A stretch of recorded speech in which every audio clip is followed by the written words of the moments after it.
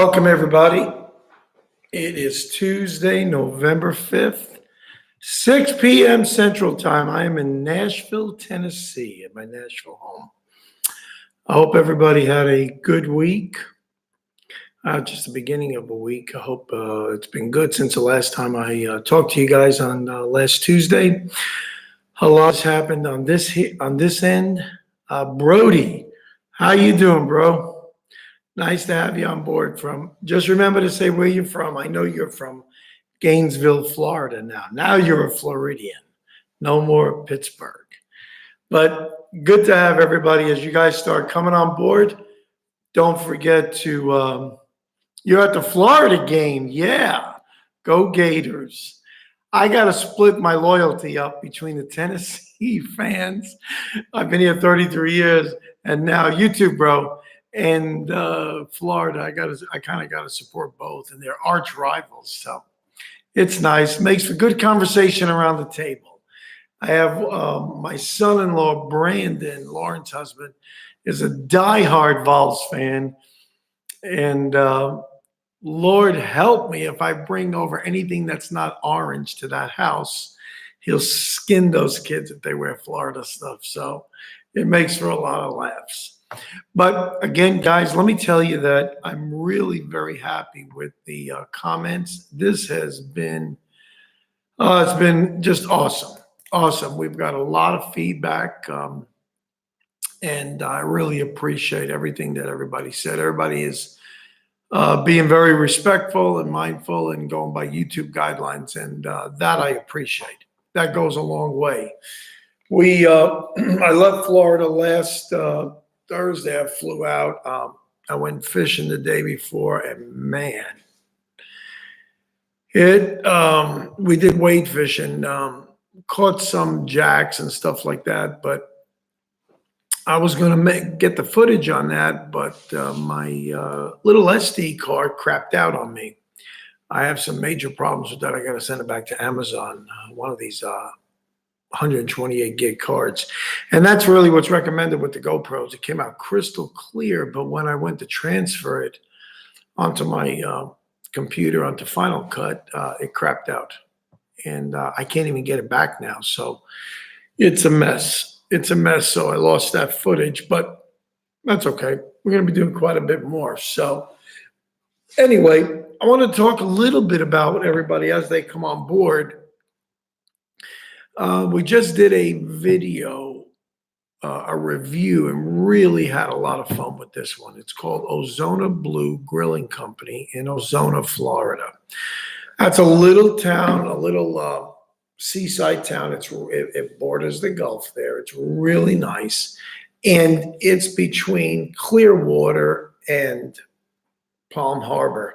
And if you drive along Edgewater Drive down there, alternate 19 rather, you go right, Edgewater Drive's in Clearwater, you go right through the town of Ozona and you make a right turn on Tampa Road, take it down, and then I forget the name of the road that they're on. It's just beautiful, and it's a community where there's only golf carts that drive around in there, which really is a lot of fun, really quaint, a lot of history there. You got homes that are right on the water, blocked by really tall bushes and bamboo trees and so forth. Multi-million-dollar huge houses, 10,000 square foot. And then across the street, you got shacks. But that's typical of Florida. Happens a lot here in Tennessee as well. You can't control that, but they're looking to upgrade the area. It's a lot of money there. But it's absolutely beautiful. There's a little marinas, about 2 or 3 that we passed by. And so as we were just traveling around, I told Amy, instead of going into Tampa, let's really examine, and I haven't done this before because I've been so busy fishing and other things. I started to examine the local neighborhoods, and I started with Palm Harbor, and I went south toward Ozona, and I said, let's explore Ozona because I've heard a lot of good things. My dad always loved Ozona, wanted to buy property there many years ago. He's with the Lord now. So we went there and we found Ozona Blue. We saw it and I said, you know what? Let's try it. It's nestled right into the left of it is a marina. There's a canal, a seaworthy canal. Then there's a where they park. It's wet slips, a whole bunch, maybe about 10 or 15 on either side. And there's a long, it looks like an alleyway, but that's where you ride your boat right out into the sound. And if you go across that sound, that's then we're in the town of Dunedin. Or really, it's close to Dunedin. I'm sorry. It's between Dunedin and Palm Harbor, not really Clearwater. You got to go through Dunedin before you do that. And it's really beautiful. And you can see the causeway. It on a clear day, it's gorgeous. And they have a lot of outdoor seating there. So the first time we went there, believe it or not, I was shocked. And if you guys haven't seen the video, please check it out. It's Ozona Blue Grilling Company in Ozona, and it was aired yesterday morning at well, it was supposed to come on 8:30. Let me say this too. I wanted to make you guys aware. There was a glitch somewhere in YouTube. It was not on my end. I've published over 100 videos. I know how to put them up. And I put it in schedule, uploaded it, and saved the changes after I put all my hashtags in. And lo and behold, I'm running around at work. I left my my MacBook at the office, and it turns out that it's in draft mode. I never picked draft mode. I never have. Not even I just never done it. So lo and behold, I had to go rush back to the office, see what the heck was going on, and had to resave it, redo it again. And it took me about 15, 20 minutes and got it back online. And so far, got several, over 100 views on it right now. So I'm happy. It's getting around now and people are liking it. Got 12 likes on it. So that's pretty good for the amount of views so far. I'm real happy with that. So getting back to the restaurant, we went there. I wanted to do appetizers because I like appetizers a lot because it tells me a lot about a restaurant. If they have really good appetizers, chances are their meals are going to be good. That's just been my experience. And I like appetizers. I can make a meal out of a couple, 3 appetizers. I had no clue how big these appetizers were going to be. And if you guys seen the pictures, they brought out it was about 18, 20 inches long square by about 9 inches round, a serving dish. I ordered fried calamari, loaded with fried calamari, and they had some onion rings on there, but it was all fried calamari, very little onion rings. I was shocked, and I showed everybody, give a close-up. And then Mr. Red Jack, all right, buddy, and put down, remember now, as you guys come on board, please notate where you're from so everybody else can see that. And it's just nice to see where everybody is in the world today. And then I love mussels. So I said, let's order some things that we normally don't. I've had very good experience with mussels at some other really nice restaurants in Nashville, Amerigo's being one. I had the Prince Edward Island mussels, and it was the biggest dish I've ever seen of mussels. Well, they serve it here at Ozona Blue with a red sauce, a marinara sauce, and which was very nice too, by the way. It wasn't sweet. They did a nice job, I have to say that. Charleston, South Carolina. Welcome, buddy. And he knows about fish. And then they had a nice white sauce, wine sauce. I said, okay, we'll try both, like an Alfredo. I gotta tell you, the red sauce took it hands down. They both were great. And they brought out 2 big, looked like big soup dishes. And I said, this is one order. She says, yeah, we just split it up so you could have 2 different sauces to dip in. I said, are you kidding me? So that was a huge appetizer, huge. So that was my meal. That was my dinner. I didn't even order a dinner. So Amy wanted to get a fried grouper sandwich. And I wanted some fresh fish. So I said, look, you want to get that? So I said, look, I'll split that with you. We'll split everything just to test it. Anyway, for whatever reason, they didn't fry it. They offered it blackened or grilled or so forth. So we got grilled. And Amy just likes her fish really more than meat fried. I like it too, but I love to do broiled or baked or grilled. Well, this was grilled and it was superb. I still, my mouth is watering. I want to go back. And what really made it nice, and the point I'm trying to get across to everybody is, look, this was right in our neighborhood, in the suburbs around the neighborhood. The very next town, and these are all small towns. It pays to just go driving around, you and your wife, just meander around, take some time, experiment. What looks to possibly be a hole in the wall, hey, buddy, it's going good. Good, my buddy from Alaska. Good to have you, man. Eat at Hyman Seafood next time. Best fish in town. And that, I presume, is in Charleston, South Carolina.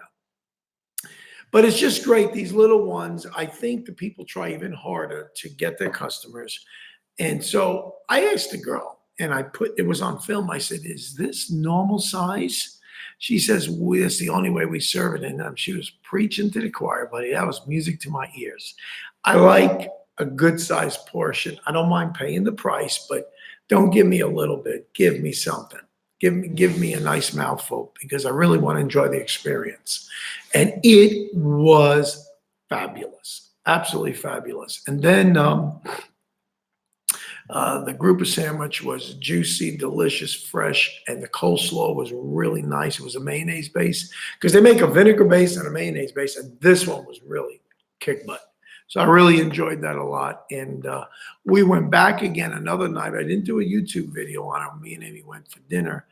And to be honest with you, I totally forgot what I ordered. I ordered a shrimp dish. It was excellent, a good sized dish. And we had some leftovers, believe it or not.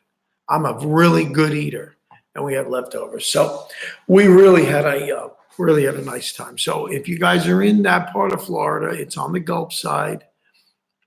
And it was fabulous, absolutely fabulous. So come visit. And if you're in that area of town, give us a heads up. Let me give you our email address, because you guys should know this. Fisher 2019 man, I type Hunt and Peck. Sorry, guys, I'm slow as anything. Fishhook2019 at gmail.com. Definitely give me a jingle. Let me know if you're going to be in the area, if you're going to be in Nashville and Tennessee at all. I'll go out of my way to meet you guys, and we can do some fishing. So that was great. But I've got some other videos I wanted to tell you about. And I need to know your guys' experiences too. On that email, what state are you in? Oh, I'm in Tennessee. Right now, I'm in really Mount Juliet, Tennessee, which is a suburb of Nashville. So I live here half the time, and half the time I live in Palm Harbor, Florida. So I go back and forth. But I'd like to be where you are, up in Rabbit Creek near Juneau. I'd love to be back. I've never visited Juneau. I've always stayed on the state side, but nice. Oh, you're from Orlando. Cool. I'm not crazy about Orlando. I don't know if you've been there lately, but it's like going into a mouse trap. There's so many people, so much construction. They're trying to overbuild the area and just jamming it with everything conceivable. Disney's not helping that at all. I don't like trap. I don't like places like that. I don't like to go there. I like to go a little more freedom, a little more room to breathe. And I like being near the coast, if at all possible. So Palm Harbor is really cool. You moved to AK for work. Cool. Let me know what you do for a living. My main business, what I've done all my life, is plumbing, heating, and air conditioning, gas. I'm a mechanical contractor. State here. I'm licensed in about 7 states, but we only do our work here now. But anyway, we've got really good videos coming up now.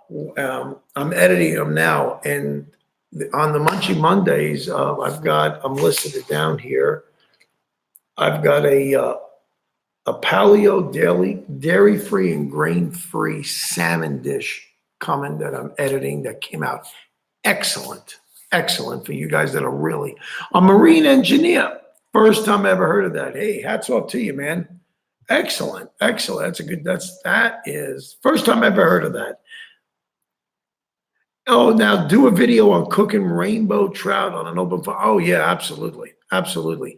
There'll be a lot of hikes. It is so, listen, We went up to Gatlinburg one year. My buddy Steve and I went fished the Pigeon Forge. Oh, it was beautiful. We caught rainbows and brookies and some cutthroat. It was awesome. But yeah, rainbow trout on an open fire, absolutely. I love doing that, and we'll be that'll be coming down the pike as well. Absolutely. We've got a low carb dish. I don't want to say what type it is. It's from another culture, the way they do their food.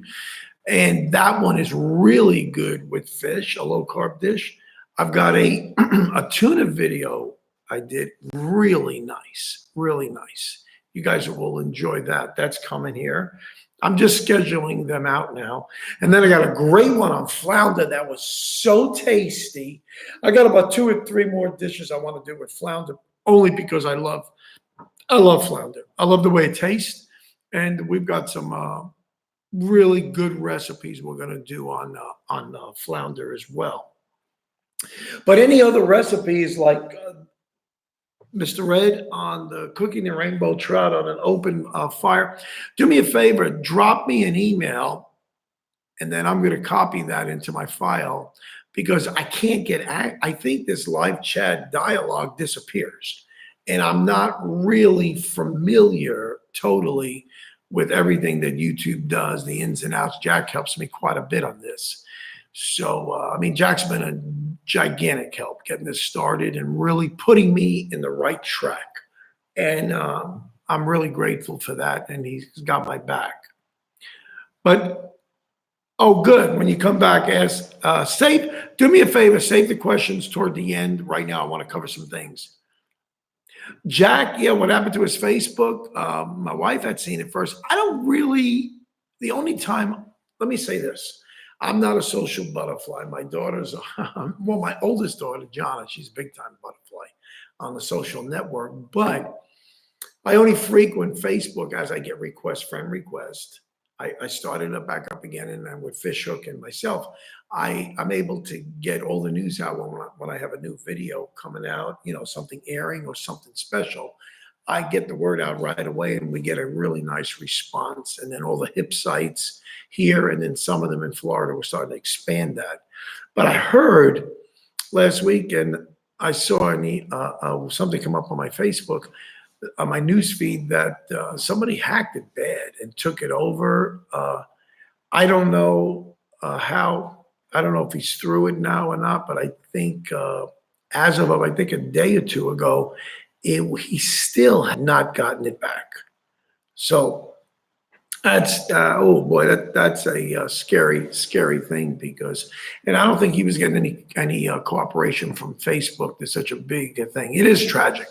He's been on it for so long, and you would think that Facebook would help them out. This guy's a long-standing member of Facebook, and he's got a business, and he's well known in the whole world, the social media world, and with, you know, Cooking with Jack show that's really successful. But it just shows you a little bit about what Facebook and other big companies are all about. When the chips are down and things happen, you feel like you're just a number. All right, Mr. Harley 58. Let me know where you guys are from as you come on board. It'd be nice to tell everybody and myself. But really, if you guys have any suggestions, like Mr. Red said about cooking a rainbow trout, I'm all for that. Just give me things that you would like to see. And listen, I'll do it in a heartbeat. I've got 3.5 acres where I am. I could do cooking out here. Oh yeah, we're gonna do a lot of good stuff. A lot of good stuff. But that's my email address, so please drop it. And if you've got, I've been asking you guys, and I really mean it, if you got good pictures of your hits, where you're from, what part of the world you're from, definitely upload those pictures to me. Let me put them on our Instagram page, and I'll put your name on there. You'll get all the credit. But it would just look so cool. It really brings some real color to the page. Other than just my wife and I doing it, I'd like to see my friends, all you nice guys and ladies that are subscribing to the channel. I don't refer to you as subscribers. That is so demeaning. I just appreciate that you guys have created this Fishhook family. It isn't just me. I need you. And you guys have just been awesome. We're growing. We went live Just so you know, February 28th of this year. So what is that making? March, April, May, June, July, August, September, October. I'm just now going into 8.5 months. I'm tickled to death. Almost 1,200 subscribers. We've got so many minutes accrued. It's just awesome. And we're growing the channel. And I'm hard on myself because I've got high ideals, high goals, but I've got to keep a pace going. And then eventually the thing will snowball and we'll meet more and more great people like you guys.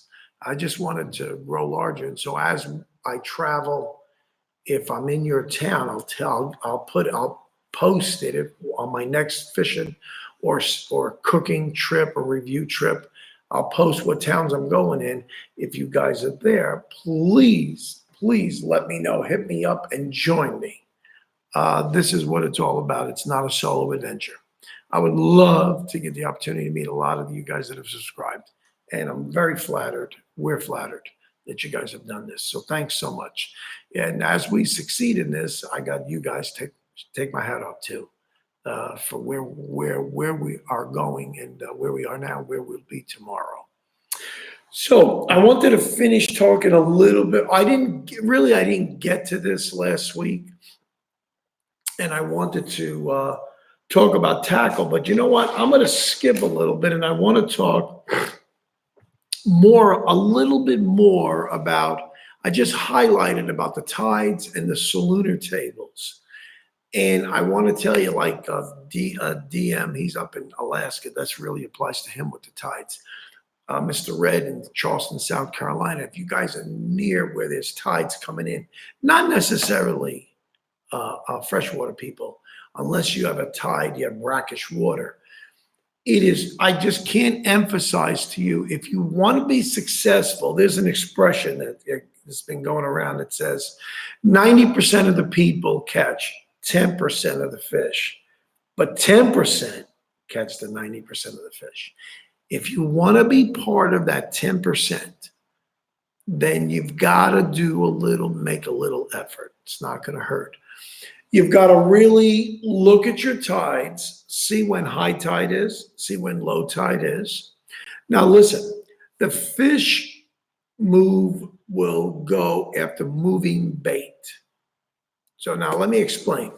High tide, when it crests, say 12 o'clock in the afternoon, that is high tide.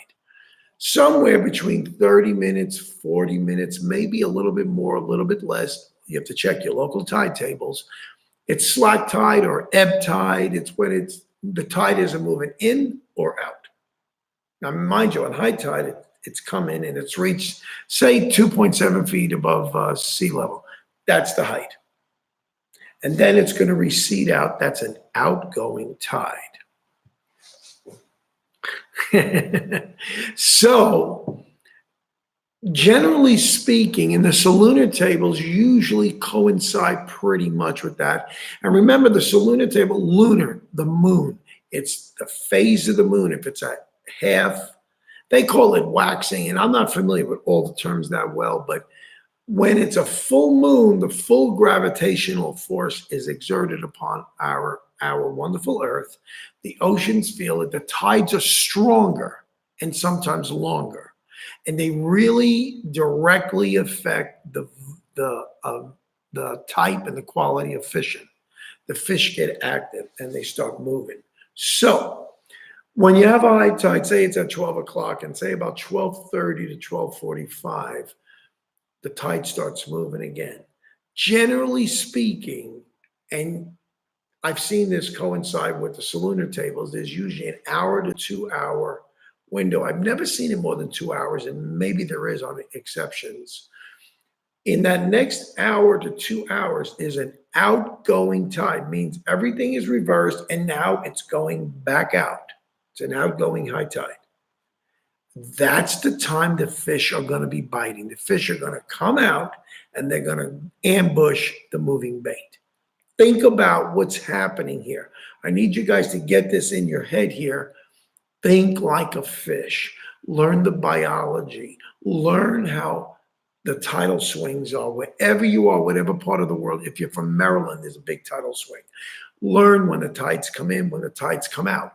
And every time there's a change in direction of tide after it hits ebb tide or goes slack tide, that's a key time to be out there. Now, that could happen in broad daylight. Now, let me say this also, maybe not to confuse you, but to make you aware that usually predator fish are nocturnal and dusk is an awesome time to fish. So it could be you're going, let's say daylight, light comes up at 5:30. And for me, it's about 5:30, quarter to 6 now in the wintertime now in November. It'll come up earlier and earlier as the winter goes on. Okay, it comes up at 5:30 right now. I'm seeing daylight. I want to be on the water at 4:30. I want to be prepared as soon as the light comes up, the fish start moving around. If it's a glassy water and it's real calm, I'm going to go for top water. That is a great time until it's bright sunshine.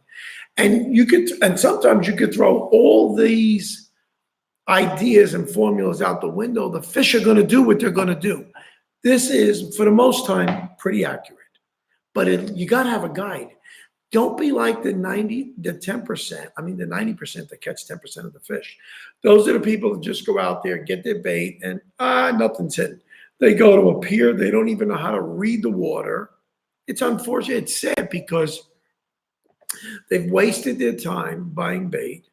They probably went to a bait store that maybe didn't even know what was going on, just had a young guy or a guy that was an airhead that worked there and didn't know anything, just knew how to sell bait and work the cash register. I don't need that. Half the time I know more about what's going on than the people that work at the bait store, but you really want to depend on them.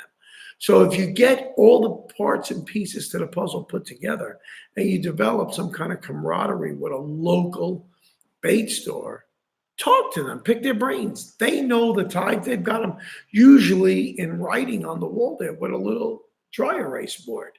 So you want to talk to them about that and learn. If you get out there early, it is so much fun.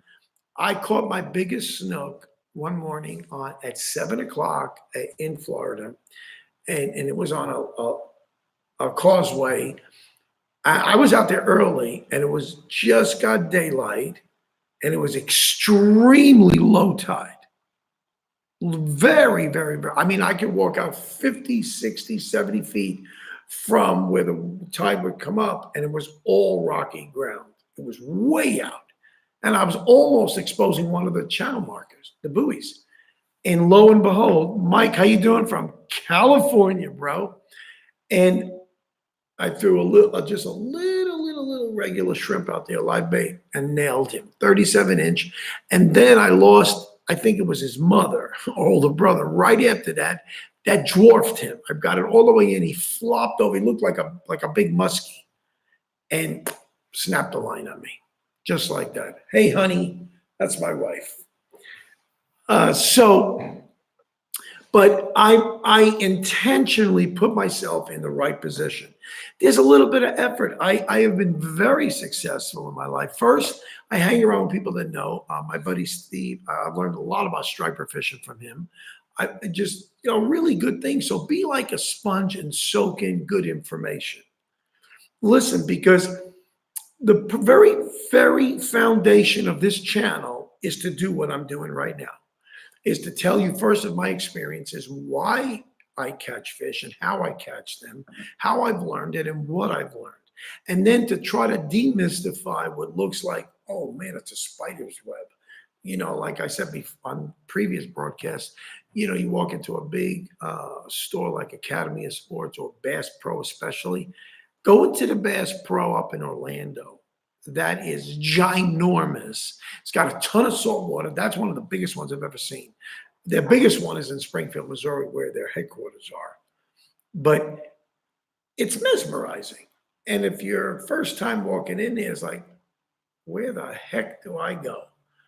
There's 30, 40 rows, probably 70, 80 feet long, and they got rods going like this, all the way on top of the racks. You don't have a clue. You don't even know what you're looking at. So if you take the time and hang with me on this, we'll talk about rods at another session. We'll talk about tackle.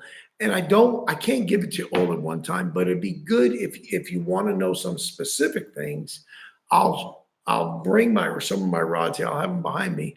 And maybe one session, I'll just talk about my surf casting rods and ways to surf cast and what kind of lures to surf cast with and the reels, the type of tackle, your setup, what type of line is good, and depending on where you are, and why would you use a 9-foot rod? When would you use I have 9 to 12-foot surf rods, all Shimano gear. I'm a Shimano nut, and it's really good stuff. And then there's other times for jigging.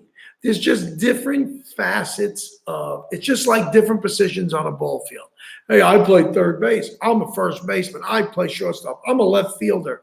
I'm a pitcher. It's okay, but each one has to have special talents and special characteristics that will make them just do awesome in that position. A third baseman is going to have to be agile in different ways than a guy in left field and right field. It's going to be different than the catcher. Okay, so if you guys hang with me and we can go through the spectrum of fishing, I don't know it all, but I've learned so much over the years and been so successful. And the number one thing, do not be afraid to try new things.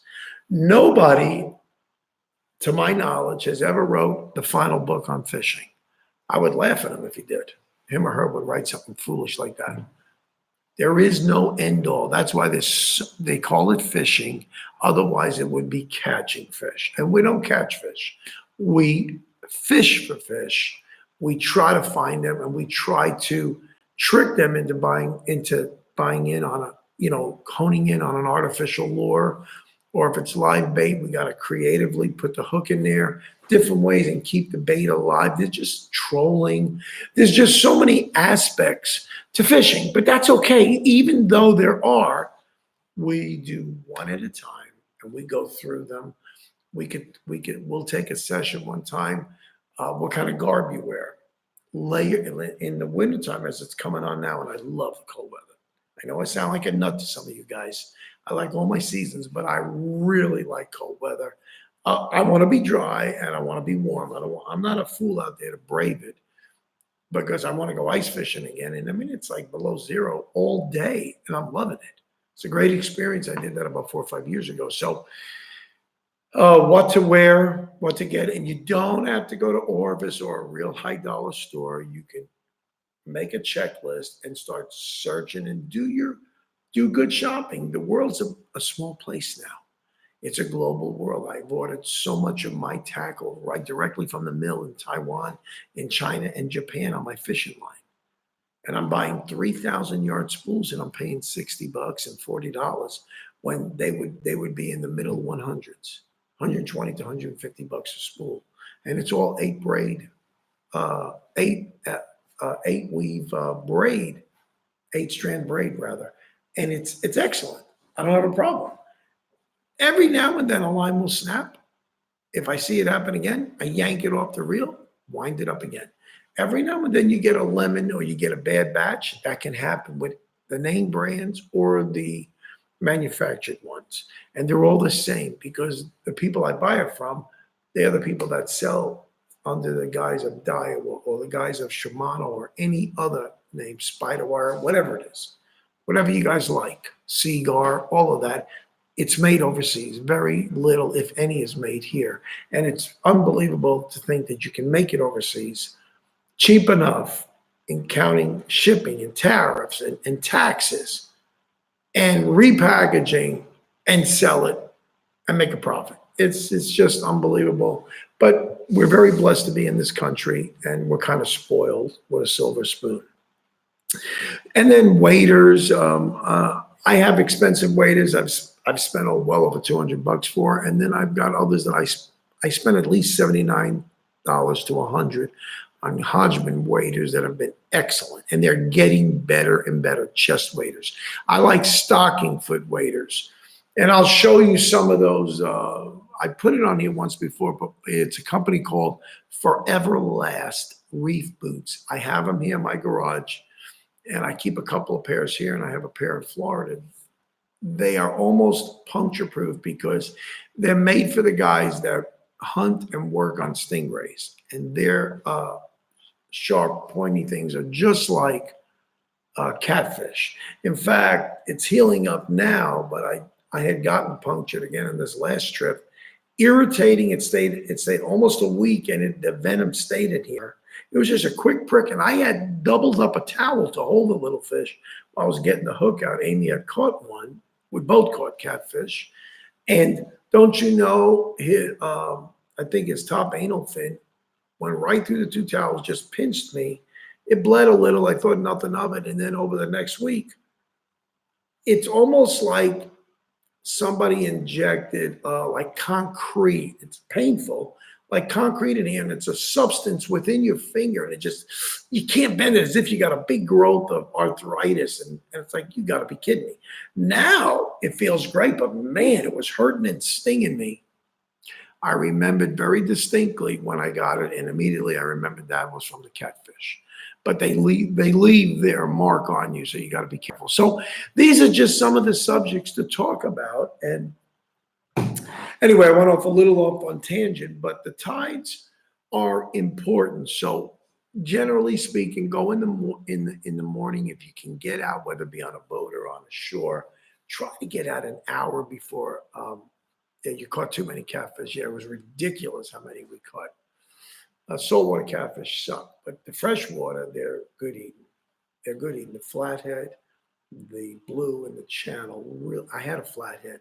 I did. If you look at our video, guys, the one I did on the first Blackstone single grill, me and Jack did a review, and we cooked. Jack made up all the vegetables. I brought all the fish over, and I took two packages of fish out of my freezer. I didn't realize it, but one of them was the flathead catfish, and I stripped it out. First time I ever had flathead. I had filleted that fish, and I never filleted a catfish before, but I watched a YouTube video. You see how important YouTube is? There's a lot of good instructional stuff.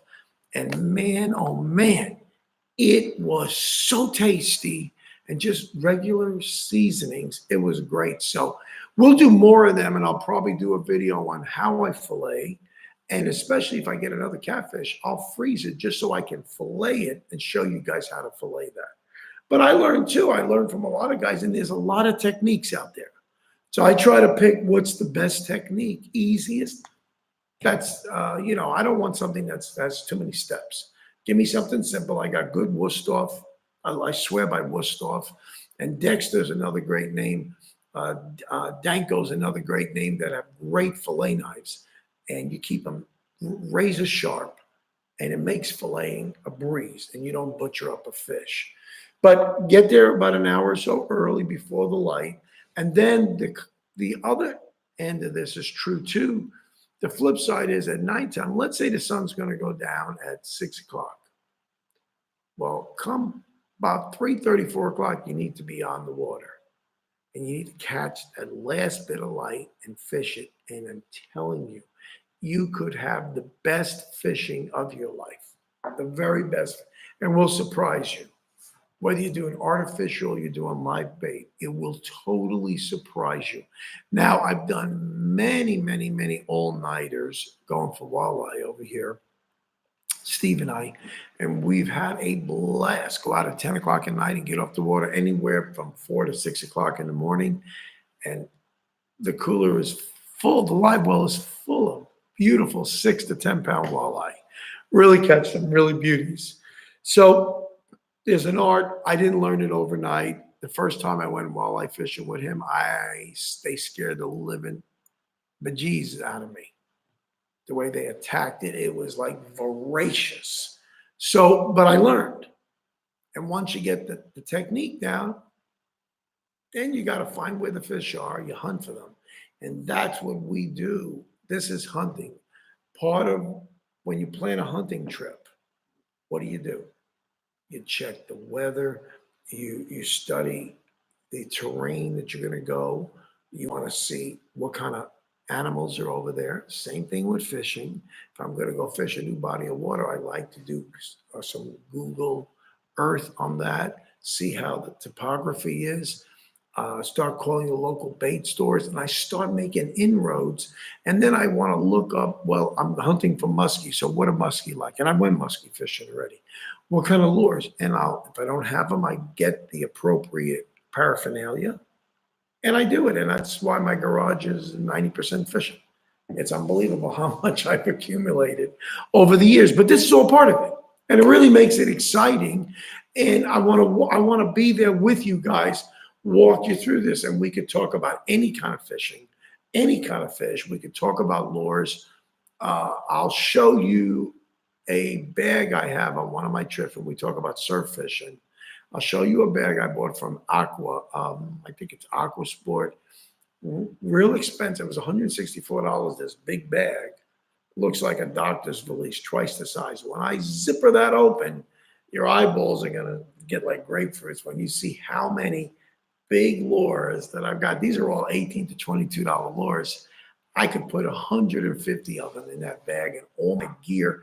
That's the mother bag that we bring inside the motel room. Then we pull out and we lay out all our friends on the bureaus there. We're like little kids. There's no age limit. When you go fishing, you're just gonna have a blast. You're going to have a good time. You don't want to think about work. You really want to enjoy it. And you want to focus in on, I'm fishing for bluefish. I'm fishing for striper, or I'm fishing for something else, or snook or redfish. And you want to get your baits out. You think about it. And like when we went to Montauk, man, we fished the tides. And we were slamming the fish. We were there when they were blitzing. We caught their movements. You got to get into the groove and you practice. There's many a night we went out in the middle of the night because it was an incoming tide and we only had headlights. It was the coolest system. The locals were watching us and they could not believe we would catch 100 to 200 fish every time. We'd go for a week and a half to 2 weeks. And we didn't keep that many. You couldn't do that at the time. It was 2 fish a day. It was just awesome. It was awesome. I sleep 3 hours, 4 hours, get up, get all dressed again, and walk all the way down to the lighthouse, and then go on the beach there. Oh, we fish from the rocks. So we learned the area. We scoped it out. Like the first trip, Jack and I went to Lake Michigan. That was like a seek and almost a seek and destroy mission. I needed to check out the enemy, needed to check out the runs, and I'll be going back to Lake Michigan again, just to see the lay of the land. So I would have liked to have caught when we fished a little bit, but we weren't totally prepared. But I'll be prepared next time with bait and with all my setups all pre-rigged. And you go up there specifically to catch salmon, specifically to catch a certain type of fish and be where they should be. Learn their patterns. And that's really all it is. And from when you learn the tides, and then just think about it. Moving water is the key. Moving water means moving bait, means predators are on the move. They want to ambush the bait, and we want to ambush the predators. You got to be in a certain places at certain times. And we'll talk another time when we talk about surf fishing, we'll talk about what the beach front looks like. And you really want to look at the beach a lot when it's really a super low tide, when it's all the way out. Go walk on the beach, take pictures, and you see where the potholes, where the troughs are, where the sandbars are. Remember that. And then watch when the tide comes in, you'll see where the waves are crashing. You're starting to decipher. It's like putting on invisible glasses that can see through things. All it is training your mind and your eyes to look for certain things and to be there at certain times. So on super low tide is awesome because you can see all the puddles out there. And usually those recessed areas, fish hang out. And they're underneath looking as up above. They could see the tide just crashing in, and there might be disorientated or injured bait just flying by, and they just come wham, they come up there and grab it. You see them jumping out of the water, or you see big explosions. I want them to explode over my lure. My brother Dennis came to visit me one year. He lives out in Long Island, and he visited Steve and I, just to tell you a true story. And we're fishing. I'm there. We're there for almost 2 weeks. And I said, "Den, come stay with us." So we stayed for about 2 or 3 nights. He wanted to go fishing with us. I always bring extra everything. I had 3 sets of surf rods and reels because things happen, and they did, and they have, and they will continue to happen, and 2 sets of waders because I didn't want to take a chance. So anyway, Dennis got his wader, got everything going. He's out there on the beach, and I showed him. I said, "Look, this is an expensive reel. I had Daiwa Surf 6000s at the time. They were $400 a pop. And I have a $150 rod." And I said, "Look, it's a lot of money here." I said, "Now let me show you how you cast it, how you work." Dennis really wasn't in tune with so much of this fishing as we were. I said, "Here's how you work the spinning thing. Here's how you cast it. Show him the operation of the bail." So I had a diamond jig on. I remember this. I think it was about, I don't know, maybe a 2-ounce diamond jig with a nice hook and a feather tail on there. And I cast it out, and we were about 30 yards from the edge of the water where it stopped coming in. So I was already way up the beach. I would usually be in the water up to my thighs, casting out. And I cast it out and maybe went 10 or 20 yards into what was a trough. And as soon as it hit the water, bam, a striper nailed it. And I said, "Den, here, take the rod. Now, bring the fish in." And that got him hooked. His eyeballs were like grapefruits. One morning, we went out there real early, about 3:30. And nothing happened, but it's a waiting game. And again, it's fishing. It's not catching. And sometimes we come up empty-handed, not even a hit. That's happened on too many trips. And before we finally find out where they are and their patterns, you got to figure this out. And lo and behold, we're fishing for about 2 hours. And remember I told you about being there for break of light? As soon as, I don't know, 5:30, as soon as it started breaking light, it exploded. In a matter of 45 minutes to an hour, we caught maybe a little bit more than an hour, if I remember right now. Between Steve and I, we counted them 67 stripers. They were all 24 to 36 inches long. We hit a blitz developed, and it happened to be right in front of us, as luck would have it. We got into 67 of them. My brother Dennis was like, his jaw had to pick it up out of the sand. He never seen anything like that before. So we didn't know we were going to run into that. But if you put yourself in the right position and you're prepared for something to happen, be where you need to be. Be in the right place so that as the tide comes in, light is breaking, you're ready to take your fill of the fish. You're ready to fill up your cooler. That's how we do it. So we experiment. And now we've been down the beach so many times. We fish. We went several days one time, and a fish here, a fish there, way off. And then all of a sudden it just came to life. We don't really know the answer to all of that, but you gotta be persistent. And persistency in fishing really does pay off. And the beach was miles long. We walked miles. I had a backpack on me that I used just to carry my fish. A really cool backpack. I got it at Academy of Sports because I didn't want to go around hanging them over with a fish chain. My hands and arms are killing me. My elbows. We would wear they're gloves. They're relieving gloves. And on our elbow, we had that on because they were killing us at nighttime. My fingers were swelling up. We had caught and fought so many stripers. You guys that are striper fishermen, you know what I'm talking about. That's the king of the ocean. I take my hat off to a striper. I'm telling you, they're just voracious. They hit like a raging locomotive. It's beautiful. And I live to that's a thrill. That's adrenaline. So when at nighttime, I'm telling you, my hands, they were killing me. So we put the real tight Ace gloves on. We got the elbow patches on.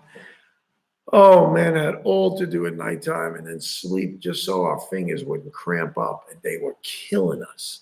But that's really what happened. I mean, these aren't fish stories. I posted a lot of those pictures. If you guys check our Instagram page on Fishhook, you'll see one year I drove up my van. I'm in the back and I'm holding two big horses. We just caught them right off the beach within 10 to 15, 20 feet. They were in one of the troughs. And I remember throwing a darter there one night. These are wooden darters about this big, a Gibbs darter, and just a couple of shots like that. And bam, it took it underneath. I caught two beautiful fish and I filleted them up the next day. So that's the world of fishing. That's the world of learning the tides. It's so important because this is going to stay with you guys all your life, and you women.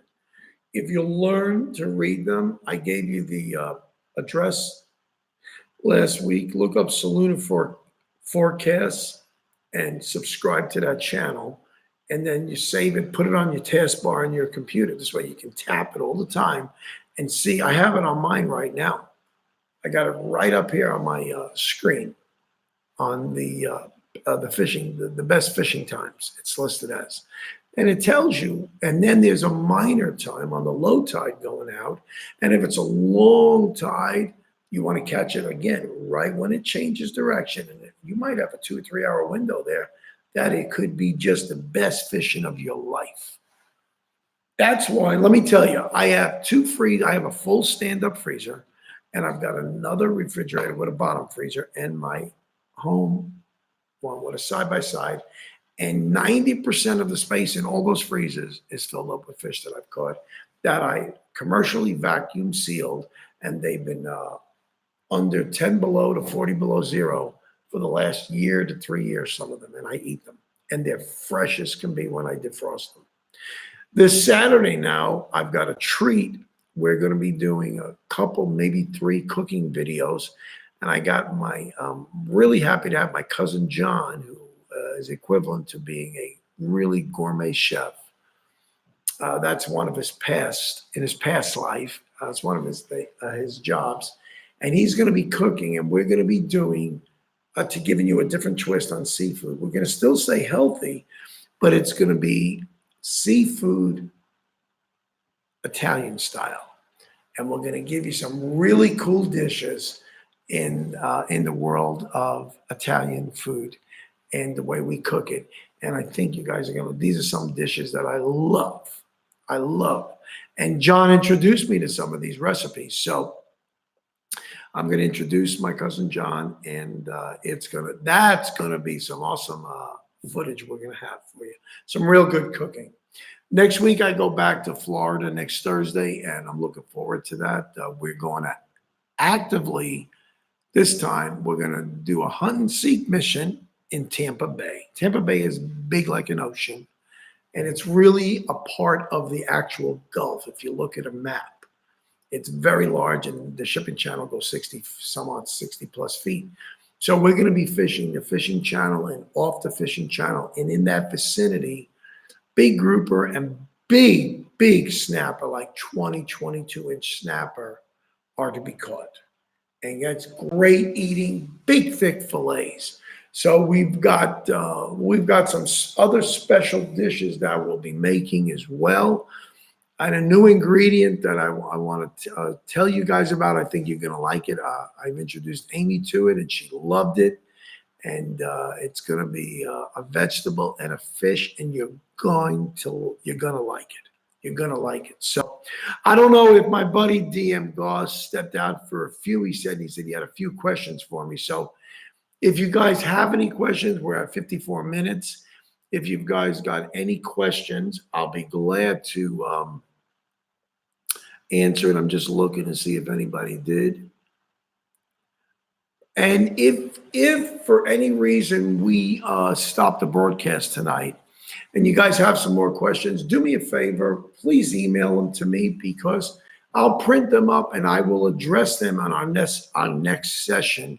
Next Tuesday, I'll be here in Tennessee, and I want to answer every request. And even if it happens during the week, if you guys get some ideas you want to ask, send it to fishhook2019@gmail.com. I really would appreciate it. I always check that, and I'm loving when I get mail from you guys. I'm loving the questions, and I dig the comments. I think they're awesome. So this has been a awesome evening. I spent a lot of time talking about tides, the importance of that, the importance of the solunar tables, because they both, one, the moon affects the tides and has a tremendous effect on the fish for whatever reason, but it affects the fish's biology a little. Pressure lowers, man, they're on the go. They know when a storm's coming. So when we see, let's say they say it's going to be a rainstorm coming, moving in on Thursday. I'm out there Tuesday and Wednesday, I'm checking it out. And maybe even when the storm starts, could be awesome fishing. And sometimes Steve and I have been known, it's crazy, when we put our boat right out on Percy Priest Lake in a blinding rainstorm, not lightning, and we caught so many hybrid and stripers, it was ridiculous. It was absolutely ridiculous. People think we're making it up. Nah, this is the truth. That's the only reason why I'm so addicted to this, is because these tried, true methods work. They really do. And I want to share them with you, that wherever you guys are, and if you want to talk about a certain area and you want me to talk about it, let me know ahead of time. Email me, tell me where you're from and you want to know something. And I will do research and I will make phone calls and I'll look into that area. And I want to talk a little bit more intelligently. I don't look like, for example, Mr. Red lives in Charleston, South Carolina. I don't think I've been there. I might have been there with a truck one year, but I never really stepped foot into fishing. But I know who to call. It gives me some area to go check. I'm going to Google the area and I'm going to start there. I'm going to Google Earth it. And that's how the process starts. We're going to be talking about hunting. I just ordered a Ruger 1022 for small game. I've got rifles for bigger stuff too, and we'll talk about that. But we'll be doing some hunting videos coming this winter, and it's going to be fun. Small game. I want to go turkey hunting. On my property here, I have flocks. One time my dad was over and we counted, it was 40 in the flock of turkeys just casually walking down my property as if they own the place. Well, they obviously were here before me. But it's another exciting thing. We're gonna, there's an outdoor channel, so I do way more fishing than I do hunting. But with the small game, I want to train my grandkids. My son is going to go out with me and my son-in-law, and we're going to have a blast. And if we go deer hunting, I've got my 30-30, or you can shoot a 243, 270. They're flat shooting rifles, and they're great for deer hunting. So these are some of the things that we're going to add a little bit more color to the channel, and we'll have this also. I follow some good channels like Meat Eater and others on outdoor, and I did a lot of, when I lived in Alaska, I was there for 4 years. I did tons of backpacking, and every bit of hunting I did was with a bow and arrow with a takedown recurve. I don't shoot compound or a longbow, which is nice. It's too big. I shoot a takedown. I had a custom made. So I really enjoy it. The outdoors are beautiful. They bring families together. They bring couples together, friends, guys. You just really bond because you really depend upon each other. If I'm with one of my buddies in the boat, I mean, my wife in the boat and me, I depend on her to do certain things. She depends on me. So it creates a bond, and we've had awesome times in the boat. It's been a little crazy sometimes, a little helter-skelter, but all in all, we still do it. We still look forward to being together. And it's just a lot of fun. And this is what it's all about, having a blast. When I saw my grandsons catch their very first speckled trout, they caught 2 of them, on my boat a couple of years ago in Florida, man, that was just, that's golden. That's golden. So, If you want to put a smile on your spouse, if you want to put a smile on your kid's face or your girlfriend or your boyfriend, go out fishing, do something together. And it's just amazing. Amy wants to go on a boat every time she has a free moment, and she can't wait to go out. She loves fishing. It's not for the quantity, it's for the time together. We have a blast. We have a blast. And it's just great. It's just great. So I hope you guys have enjoyed this. I've had a great time with you guys. And if you do have any questions, the time is up now. We've hit an hour. Email me, and I'll be glad to answer them and do my research if it requires that. But I love you guys. Thanks so much for every one of you and everybody else that's watched. Thank you so much for supporting the channel.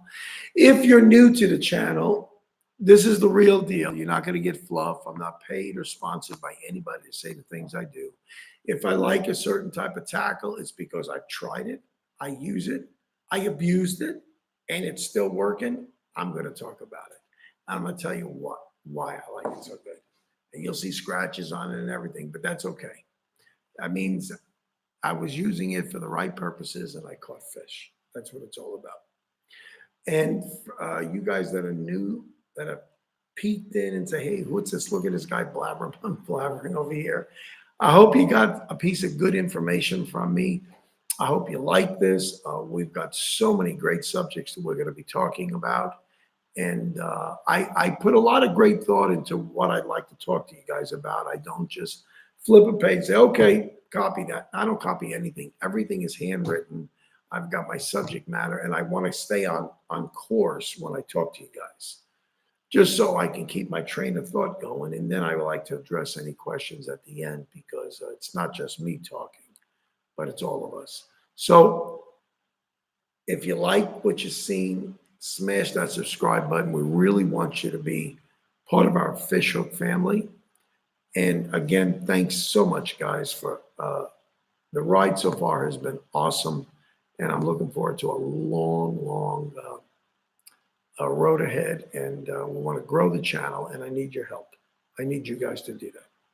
So again, have a great week. And I guess I'll see you on the next one. Take care.